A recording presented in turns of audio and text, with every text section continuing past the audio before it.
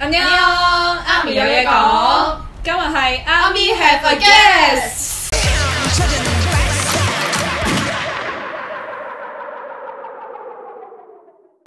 今日我哋請到特別嘉賓啊，同大家打個招呼啊。안녕하세요，마스카입니다。佢就係之前喺韓國讀書1年嘅香港人嚟嘅。好，我想問你去韓國嘅時候去邊間讀啊？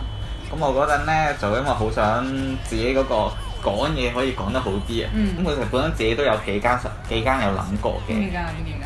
有諗過延世，有諗過高麗大，唔係有諗過西江。咁高麗大係因為我個 friend 有讀過，咁所以我先至有諗過嘅啫。同埋因為高麗大好似係騎師咁樣，咁然之後延世同埋西江係比較貴嘅。咁但係因為西江就講嘢好，即係仲講嘢多啲啦。咁然之後延世真係做文化咁樣啦。咁自己本身其實想翻到嚟都係做翻啲好似即係同韓國娛樂有關嘅嘢。咁可能覺得講嘢會重要過文化，咁所以到最後就都係揀咗西江大。一入去嗰陣時係咪要考試？我聽啲人話要考試先。一入去要考㗎，咁其實我開頭以為係做嗰啲文法嗰啲題目啦，但係點知原來入到去唔係嘅咯，佢係一開波就嚟個作文咁樣。即係你本身係識韓文先過去嘅，你唔係？我本身以前有學過，但係停咗好耐，咁所以其實我幾乎係唔記得晒所有嘢㗎啦。即係你叫做有個底嘅，但係連啲音記唔記得音？記得啲音咯，記得啲音係啦，記得啲音，但係就唔記得啲字喎。佢有3個 level 俾你揀嘅，咁每個 level 都有2題，咁你就自己揀一題，即係你覺得係啦，你覺得自己嘅程度去到邊一？因為我以前聽過有啲人話咧，淨係寫篇自我介紹，跟住之後你寫得好咧，就有得上高級啲咯。聽過呢一招。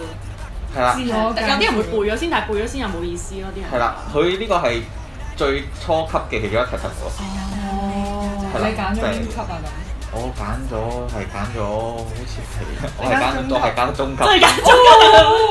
咁中個題目係咩啊？你又話你乜都唔識，係咯，你又揀中唔識。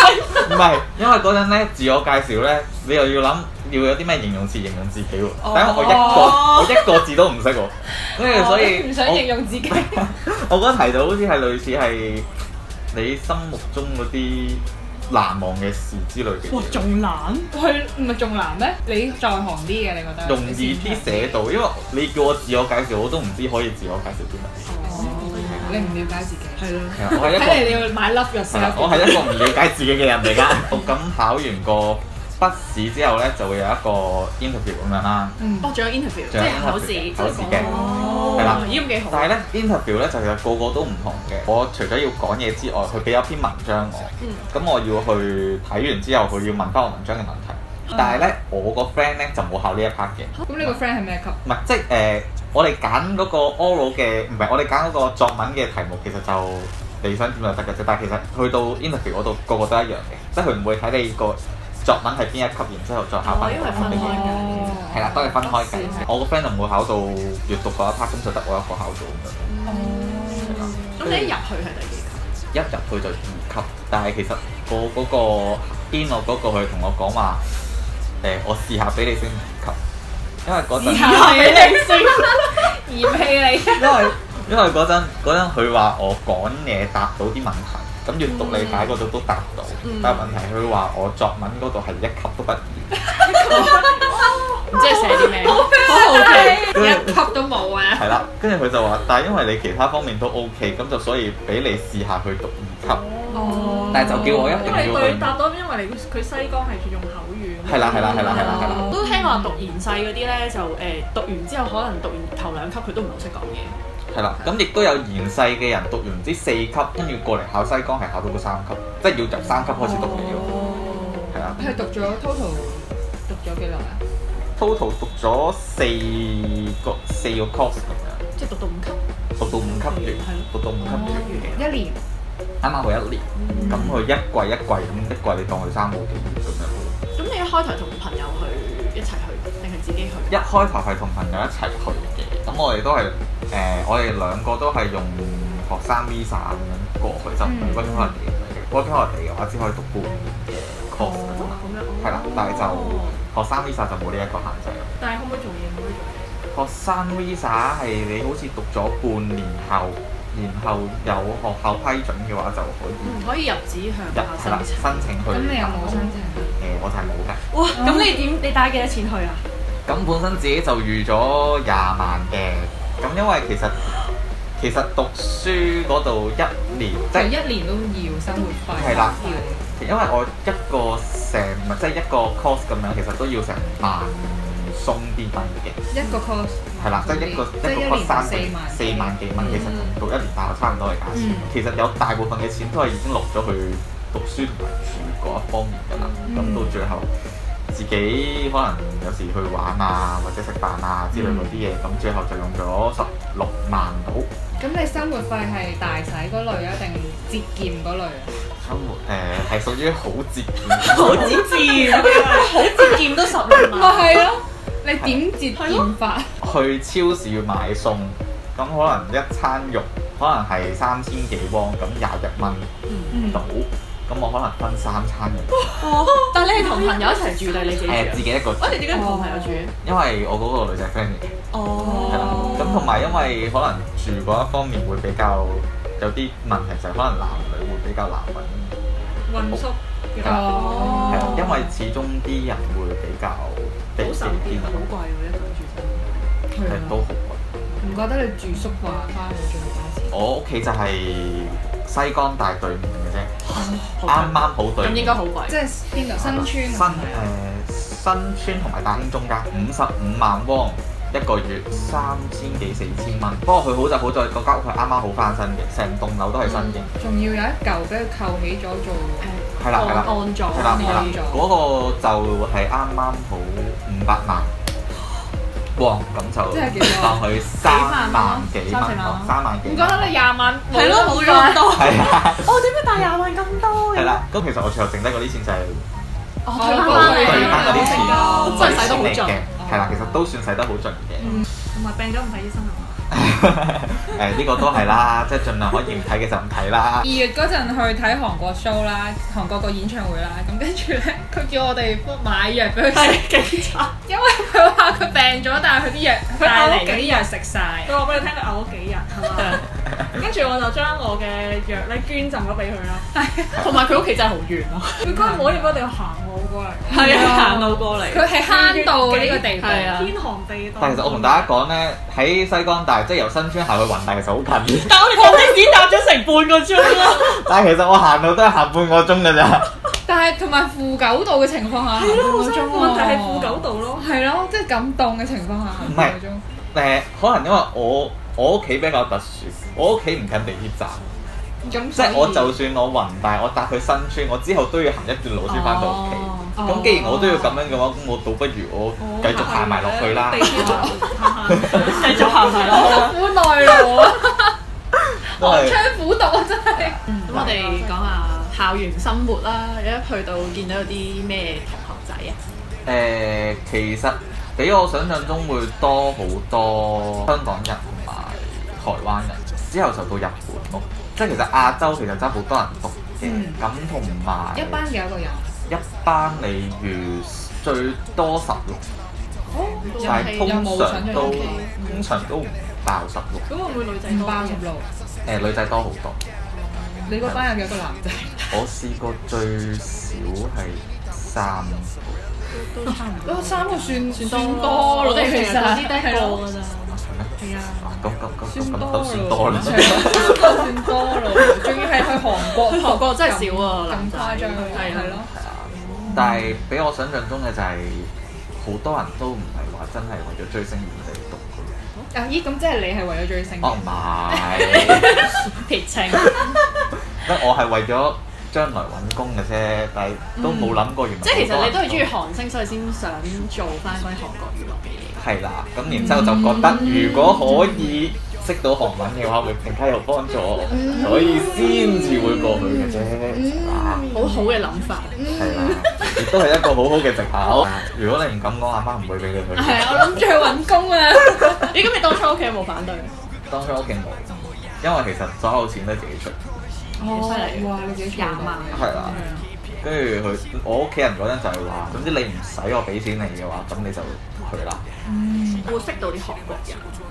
韓國人其實睇你自己主唔主動咯，因為如果你話淨係單靠喺語學堂嘅話，就一定識唔到噶啦。因為你成因為所有係咯，啲人成日話過韓國咧食焗巴係食唔到。因為全部都係外國人嚟嘅，係啦。咁你可以去點識？一係你做個夜店啦，一係就聽到咯，自己消音。最容易識嘅就係去交流會。交流會係咩嚟㗎？交流會其實就係一個語言交換嘅東西，咁就可能一啲想學外國語言嘅韓國人，同埋一啲想學韓文嘅外國人，咁就坐埋一齊喺 cafe 嗰度傾偈咁樣咯，自己出去上網揾啦，即係啲 page 嗰啲。係啦，我聽過呢個。係啦。咁其實新村都有一個係，即係嗰個 cafe 會每個禮拜可能嗰幾日都會喺嗰度搞一啲交流會。即係直頭有個。即係可能有分，可能日本人嘅今日係課。係啦，新村嗰個就係有分，即係我今日係咩人，咩國家嘅人咁樣去咯。係啦，咁其實去到只不過係喺嗰度一杯咖啡嘅消費，跟住就你大約坐唔係夜晚嘅，咁就坐2-3個鐘。除非咪同咯，學狗2-3個鐘。2個鐘度。唔係佢哋好興有幾差咁樣㗎。係啦，跟住然後完咗之後，咁你覺得同佢哋啱傾啦，咁就繼續去可能去飲酒啊，或者去。咁你識咗啲咩人咧？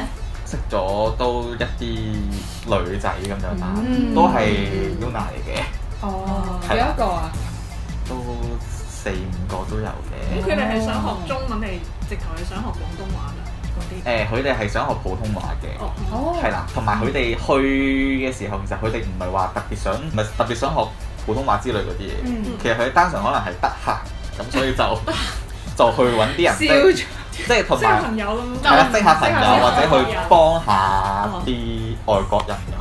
我可唔可以講下自己經歷嗰啲㗎？可以。咁因為嚟聽呢啲。唔係啊，因為其實嗰陣之前自己去嗰個新村嗰個交流會咧，就有好多奇怪嘅。我同自己啲 friend 一齊去，咁但係咁啱我啲 friend 都係女仔啊，跟住然後我哋一齊去嘅時候，撞到裏邊嗰啲人都係一啲可能係30幾40歲嗰啲阿叔啊。哦，咁大概都唔出奇。係啦，跟住利用呢個。係啦，跟住就覺得佢係好似想即係溝女啊咁樣啦。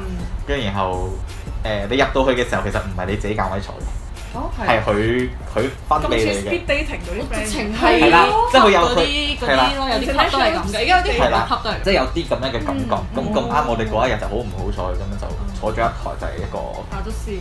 係啦，一個阿叔咁樣，跟住個阿叔就講埋啲好奇怪嘅嘢啦。例如咧，真係一齊到今日。即係可能自己講下啲自己自身經歷啊，即係講到自己生活點啊，好寂寞咁樣嗰啲啊，類似之類嘅嘢啦。跟住之後，因為我哋嗰度係一台人嘅，跟住然後後尾就冇人理佢啦，佢就自己繼續講啦。跟住咁啱我坐喺隔離喎，跟住咧佢就係咁同我講。但係佢同你講喎，咁又唔係佢真係寂寞咯。係咯，佢咁寂寞。佢真係想揾人傾偈咯，佢真係好寂寞。因為正常如果真係唔係，佢唔會揾男仔傾咯。係咯。但問題因為所有女仔都唔睬佢嘛。所以佢跟住然後韓國，即係我哋咁啱嗰台其實有幾個韓國人嘅，咁因為可能其中間有一個係比較靚仔啲嘅，咁所以咧所有女仔咧就去晒，氣就比較高啲係氣比較高啲，咁就冇人理嗰個阿叔咯。咁個阿叔就好寂寞咯，咁個阿叔就捉住我啦。其實佢啲文化嚟㗎，韓國人啲男人咧，即係佢越唔識，佢唔認識你咧，佢越將自己心底嘢講俾你聽咯。咁可能佢諗住下次唔會再見到你。唔係，即係好似其實人哋上網交友嗰陣時咧，唔識你咪講咩都得咯。有個可以發泄嘅地方咁樣。但係另外一點就係因為我嗰陣去嘅時候係我2級嘅時候，你其實乜都聽雞同係啦，即係我完全唔識點樣去回應佢嘅時候，佢就不停喺度講。係啦，跟住就係咁咩咯？你話係啦，佢講你聽，你應該戴呢個面具去。佢好似好開心咁樣啦，但係我唔明佢點解咁開心嗰時候。跟住另外有一次就係去咗嗰度，同一個地方嚟嘅，跟住我哋都未入去啫，裏邊已經有幾個非主流嘅入邊啦。非主流嘅即係 visual 嗰啲啊，跟住然之後 Japan 以前係啦，即係嗰啲油咁樣劈得埋嗰啲。跟住然之後你就會覺得裏邊好大壓力啦。我係俾佢試過衝擊咗嘅。其實嗰一晚都好敷閒嘅，咁亦都好怕自己會坐到嗰一台。咁所以我哋之後就掉頭走。咁你翻香港之後咧，你即係讀咗一年啦。你翻香港之後，你揾咗啲咩工？咁我最後咧就係讀完5級就翻嚟嘅。咁但係因為其實你即係你去語學堂讀嗰啲級數咧，其實就冇乜用嘅。其實最主要都係有個 topic 嗰個先有用嘅。